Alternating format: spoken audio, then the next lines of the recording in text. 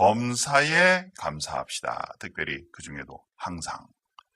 이때 왜 이 말씀을 제가 준비했냐면 여러분의 삶 속에 기쁜 일이 많았어요? 아니면 힘들고 어려운 일이 많았어요?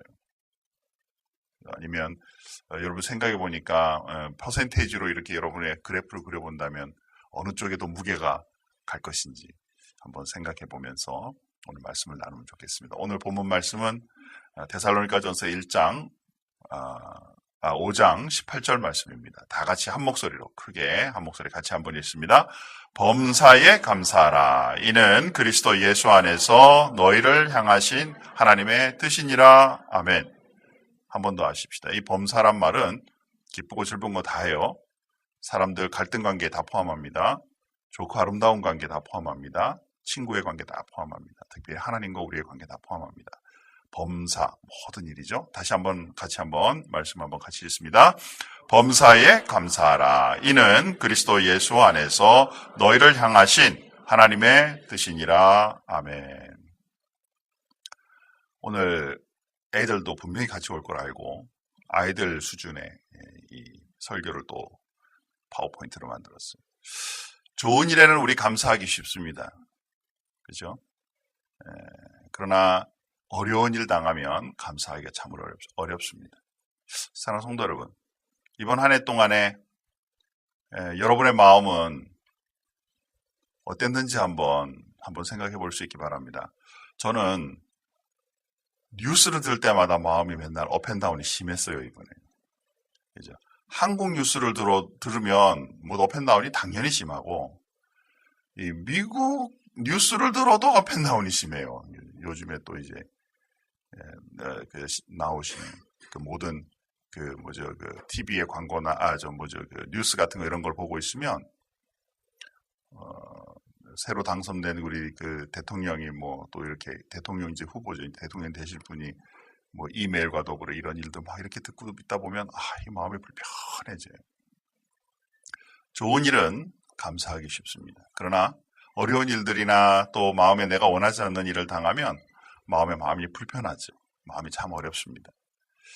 자, 이럴 때에 하나님께서는 어떤 형편에 있든지 좋을 때든지 나쁠 때든지 무슨 일을 당하든지 모든 일에 감사해라. 이렇게 표현하죠. 그러면 범사에 감사할 수 있는 은혜와 믿음을 주신다. 우리는 내가 마음이 편해야, 내가 마음이 만족해야 하나님 앞에 감사합니다. 라는 말이 나오죠. 그런데 성경은 당연히 편할 때는 자연스럽게 나오니까 그거는 쉽다 하더라도 도저히 이해가 안 되는 그런 상태 속에 있을 때에도 감사하라는 거예요. 이거 억지로가 아니라 이제 왜 이게 감사로 이어져야 되는지를 오늘 말씀으로 잠깐 나누고 싶은 거예요. 그러면 또 하나님께서 우리의 마음에 은혜와 이것을 극복할 수 있는 하나님을 신뢰하는 믿음을 주셔서 또 자연스럽게 이런 모든 일들이 해결되고 또 하나님 앞에 진정한 드림이 일어나게 된다는 것이죠. 예수를 믿는다고 모든 일이 잘 되는 거 아닙니다. 이거 참 무서운 말이에요. 그죠? 사랑하는 성도님, 우리는 예수 믿으면 모든 게 복이 올 거라고 생각하잖아요. 그런데 예수를 믿어도 병에 걸려요. 병에 걸릴 수 있어요. 예수를 믿어도 때로 가난할 수 있어요. 예수를 믿어도 나쁜 일을 당할 수도 있어요. 낙심이나 원망이 있을 때도 있어요. 그럴 때 하나님을 알지 못한다면 그냥 우리 삶이 그런가 봐. 그리고 넘어갈 수밖에 없지만 하나님은 우리들에게 그럼에도 불구하고 감사하라. 누구와 연관을 시키냐면 하나님과 연관을 시켜주신다는 사실이에요. 우리는 잘못하면 기복신앙으로 생각하면요. 우리의 감정에다 두고 신앙생활하다 보면 이렇게 합니다. 하나님이 은혜 주시고 기쁠 때는 할렐루야. 정말 이번 한 해 정말 주님의 은혜로 왔어요. 그러는데 어렵고 힘든 일이 오면 하나님, why me? 왜 나예요? 그렇죠? 내가 이렇게 어려운 일을 겪는데 하나님 어디 계세요? 우리의 마음속에, 우리의 믿음 생활 속에 우리의 감정을 따라 움직이는 때가 너무 많죠. 그런데 하나님의 말씀 속에는 그 감정에 중심을 두지 말고 그 감정 모든 것에 오히려 하나님께 감사할 수 있는 마음가짐을 가져라라는 것이에요. 먼저 성경에 우리 사도 바울을 한번 살펴보죠. 하나님을 잘 믿는다 그러면서 그때 자기의 그 노력으로 믿을 때는 예수 믿는 사람들 가서 죽였어요. 돌로 치는 일에 참여했어요. 그런데 예수를 딱 믿고 나니까 그의 마음속에 이제 하나님으로부터 또 오히려 주변에 있는 많은 사람들이 죽이려고 하는 것으로부터 그는 오히려 희생하고 오히려 그 모든 것을 감사하고 나가는 모습을 보게 되죠. 예수님을 만나 그 은혜에 감사하며 밤낮을 가리지 않고 복음을 전하는 일에 힘썼죠. 때때로 이것이 하나님의 일을 하기 때문에 잘 나갈 줄 알았는데 수없이 매를 맞는 일이 있죠. 감옥에 갇히기도 하죠. 추위에 떨며 지내기도 하죠. 그리고 더위에 많은 고생을 하기도 하죠. 강도의 위협을 만나고 그리고 죽을 뻔하는 일도 있었죠. 뱀에 물려서 그죠? 사도행전 28장에 보니까 뱀에 물려서 사람들이 옆에 있다가 바다로부터 구원받았지만 저 독사에 물린 거 보니까 틀림없이 이 살인자임에 분명해. 사람들로부터 그런 손길을 받았죠. 그러나 바울은 그런 것에 연연하지 않고 하나님 앞에 감사하는 생활을 성경 전체에서 계속 나오고 있는 모습을 보여줘요. 이게 어떻게 가능하냐라는 것입니다. 특별히 사도 바울은 죄를 지으면서 자기 하고 싶은 일 하다 그런 것이 아니라 정말 하나님의 일을 한다고 정말 하나님의 일을 위하여 뛰는 사람인데도 불구하고 이런 어려운 일들이 계속 당함에도 불구하고 그죠? 마음에 그것에 따라가지 않고 오로지 눈을 누구에게만 맞춰요? 하나님께만 맞추니까. 그리고 더 중요한 것은요. 말씀 묵상을 자세히 해보시면 이 어려움 뒤에는 반드시 복음 전도, 즉 하나님의 살아계심과 연관시키는 일들이 연이어지고 있는 것을 보게 돼요. 사랑하는 성도 여러분, 저와 여러분이 어려움을 당할 때 우리가 그 어려움에만 눈을 맞추면 하나님 앞에 감사가 안 나오죠.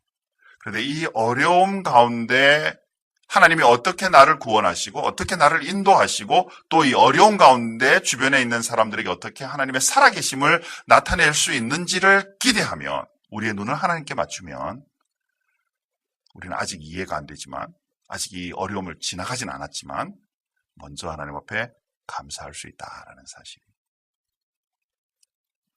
사랑하는 성도 여러분, 우리의 삶 속에 저와 여러분의 삶 속에 우리 개인적인 어려움들이 다가온다 할지라도 거기에 눈을 맞추지 않고 하나님께 눈을 맞출 수 있는 믿음의 사람 되기를 주님의 이름으로 축복합니다.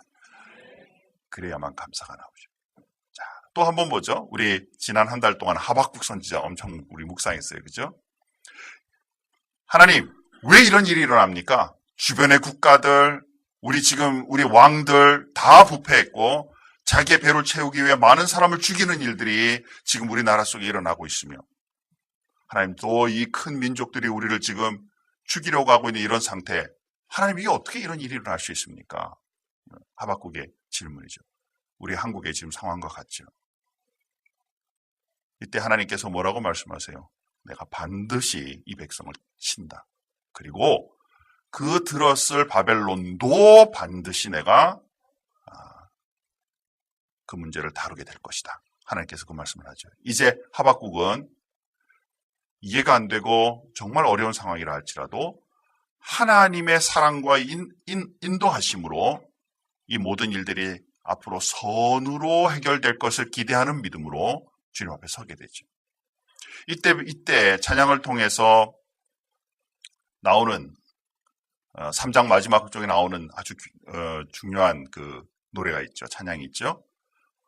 무화과나무에 나무 열매가 없어도, 그렇죠? 포도나무에 포도가 없어도, 감람나무에 그 열매가 없어도, 그리고 논밭에 식물이 없어도, 그리고 우리의 양떼가 없으며 외양간 송아지 없어도, 다시 말해서 우리에게 기대할 것이 아무것도 없고 경제적인 것이나 모든 여건으로 잡을 것이 없는, 정말 낙심할 수밖에 없는 그런 상황이지만 나는, 이 하박국은 나는 여호와를 인하여 즐거워하며 나의 구원의 하나님을 인하여 기뻐하리로다. 여건을 보지 않고 누구를 봐요? 하나님을 보는 거죠. 사랑하는 성도 여러분, 여러분 2016년, 아까 저도 마음 편하지 않은 16년을 보낸 것 같아요. 뉴스를 보고 있으면 그죠, 막 들끓는 마음들, 촛불 들고 내가 광화문 갔어야 되는데 막 이렇게, 또 그게 가는 게 맞는 거냐 또 이런 생각도 들고, 그죠? 정말 이게 뭐 어느 것에 서야 되는 게 우리의 마음인지, 마음 상태가 참 불편하고, 또 우리나라가 잘 갔으면 좋겠는데 그러지 못한 것을 보면서 안타깝고, 또 여러분의 마음속에, 여러분의 개인주의 생활 속에는 여러분의 삶 속에 어렵고 힘든 일이 있었다면 우리의 눈을 어디에 맞춘 2016년이었나? 모든 여건 희망 없고, 우리나라가 지금 저렇게 가면서 언제 저렇게 이제 모든 것이 정상으로 갈까라는 그런 희망 없는 상황 같이 보여도 이 모든 상황과 현상들을 주관하시는 분은 하나님이시기 때문에 내 생각과 내 철학에는 이게 언제 될런지 모르는 소망 없는 일이 될지 몰라도 하나님 관여하시면 우리나라 잘 될 줄 믿습니다. 라는 믿음 가지고 우리의 눈을 주님 앞에 맞출 수 있는 그런 그리스도인이 되잖아요. 그래야만 감사가 일어난다. 왜? 하나님은 한 번도 우리를 실망시키시는 적이 없으신 분이시니까. 우리 개개인의 삶도 마찬가지다. 여러분의 삶에 마음에 부담감이 있는 일들이 있다면 그 일에 맞추지 말고 하나님께 맞추자. 나는 하나님의 사람이다. 나는 하나님을 믿는 믿음의 사람이다. 하나님, 내가 이해 안 되지만, 지금 이 모든 걸 헤쳐나가기 어렵지만, 그러나 이 일 속에 하나님이 어떻게 역사하실지, 하나님께서 나를 위하여 이 일을 어떻게 주관하실지 내 눈은 주님께 맞춥니다. 라는 믿음 가지고 여러분의 상황을 주님 앞에 내어놓으며 해결하심을 받는 그리스도인의 삶이 있기를 주님의 이름으로 축원합니다. 2017년도 이런 시각을 가지고 감사가 넘치는 한 해가 되기를 바란다. 사랑하는 성도 여러분, 2016년에 좋은, 나쁜 일 다 있을 수 있겠죠? 사도 바울이 범사에 감사할 수 있었던 것처럼, 또 하박국 선지자가 하나님을 인하여 즐거워하는 그 기쁨을 가지고 있었던 것처럼, 저와 여러분의 삶 속에 그 믿음 가지고 2017년을 살아가십시다. 믿음의 성도들, 믿음의 성도들이 될 수 있기를 바랍니다. 다시 한번 우리 말씀 같이 한번 크게 한번 같이 읽겠습니다. 같이 한번 읽습니다. 범사에 감사하라. 이는 그리스도 예수 안에서 너희를 향하신 하나님의 뜻이니라. 아멘. 어려운 일 없는 2017년 되기를 주님의 이름으로 축복합니다. 있더라도 믿음으로 감사할 수 있는 2017년 되기를 또한 축복합니다. 다 같이 한번 기도하겠습니다. 하나님 감사합니다. 우리가 분명히 하나님을 믿으며 믿음의 사람으로 삽니다. 믿음으로 살면 우리에게는 모든 것이 편안하고 늘 좋은 것만 누릴 수 있는 그런 삶이 있기를 바랍니다. 그럼에도 불구하고 우리의 삶 속에 그렇지 못한 것을 주님 앞에 고백합니다. 여러 가지 상황 속에서 우리 여러 가지 죄의 원인으로 인해서, 또 내가 죄를 짓지 않았음에도 불구하고 또 다른 사람들의 해함이나 어려움으로 인해서 국가적인 상황이나 또 전쟁이나 기근이나 또 지진이나 또 폭풍이나 하나님 어떤 상황 속에서도 우리의 삶 속에 평안함보다는 어려움이 있을 수도 있음을 우리가 분명히 압니다. 하나님, 이럴 때마다 내 생각과 내 방식에 따라 이 상황을 판단하고 내 마음이 움직이는 것이 아니라 살아계신 하나님, 내가 신뢰하고 믿는 그 하나님, 우리의 삶 속에 우리를 주관하시며 자연 만물을 주관하시는 그 하나님을 믿음으로 말미암아, 신뢰함으로 말미암아, 또 하나님께 눈을 맞추고 주님이 역사하실 것을 기대하는 그 믿음으로 말미암아 온전한 기쁨과 즐거움을 누릴 수 있도록, 감사의 삶을 살아갈 수 있도록 축복하여 주시옵소서. 하나님, 2017년도 우리 큰빛교회를 사랑해 주시고 인도해 주시기 원합니다. 지금까지 그랬던 것처럼 앞으로도 지속하여 지역과 세상, 세계의 사람들을 향해 복음과 하나님의 사랑을 증거하는 귀한 교회로 성장할 수 있게 도와주옵소서. 감사하며 예수님의 이름으로 기도하옵나이다. 아멘.